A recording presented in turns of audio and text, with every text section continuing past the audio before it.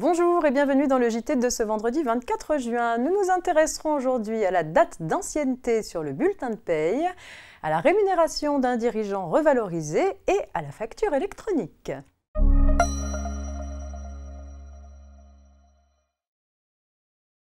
Après plusieurs CDD à temps partiel, entre le 1er décembre 2010 et le 15 mai 2012, une salariée avait été engagée en CDI à temps partiel à compter du 16 mai 2012.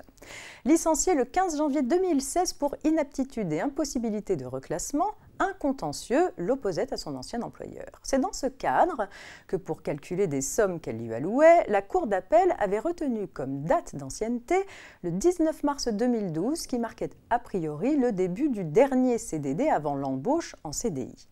Mais la salariée estimait que son ancienneté devait être reprise à compter du 1er décembre 2010, date d'entrée dans l'entreprise figurant sur ses bulletins de paye. Si l'ancienneté ne fait pas partie des mentions obligatoires du bulletin de paye, l'employeur doit se montrer vigilant avec cette mention, car un salarié peut se prévaloir de la date d'ancienneté indiquée sur le bulletin de paye pour invoquer une reprise d'ancienneté en l'absence de preuves contraires de l'employeur. Dans cette affaire, la Cour d'appel n'ayant pas recherché si les mentions des bulletins de paye ne faisaient pas présumer l'ancienneté revendiquée par les salariés, l'affaire sera rejugée.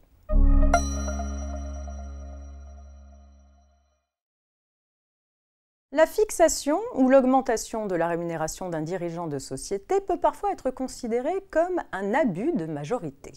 Mais tel n'était pas le cas dans l'affaire suivante. Un président de SAS, en l'occurrence une personne morale contrôlée par les associés majoritaires de la SAS, bénéficie d'une hausse de près de 38% de sa rémunération. Cette augmentation, approuvée par l'Assemblée en 2016, est contestée par les associés minoritaires qui en demandent l'annulation pour abus de majorité.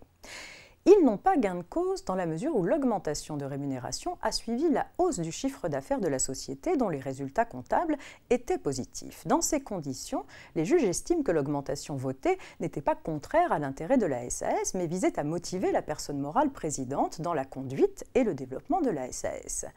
Ils soulignent par ailleurs que, outre ses fonctions de présidente, la personne morale assurait via ses employés pour le compte de la SAS, la direction commerciale, la gestion comptable et des ressources humaines, ainsi que les services administratifs, commerciaux et techniques, autant de postes salariés économisés par la SAS et qui constituent ainsi une contrepartie réelle et effective à la rémunération contestée.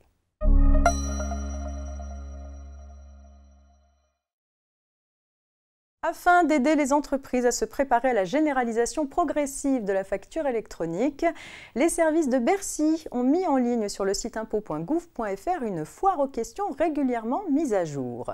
La dernière actualisation date du 31 mai dernier. Elle apporte notamment des précisions sur les opérations réalisées par les associations, sur les modalités de transmission des données de transaction et sur les obligations des groupes de sociétés qui demandent à constituer un assujetti unique.